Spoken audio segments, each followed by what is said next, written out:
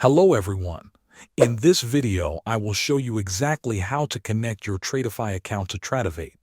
First, log into your TradingView account and make sure you are on the main chart screen. Now look at the top right corner of the platform. You will see a button called Trade. Click on the Trade button.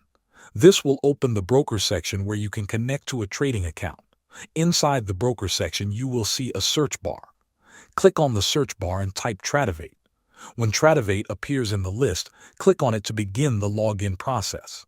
A login window will now appear on your screen. Here you need to enter the credentials that were provided to you by Tradeify. Do not use any other login details. Make sure you carefully enter the username and password exactly as given in your Tradeify dashboard. Next, you will see an option to select the account environment. This is very important.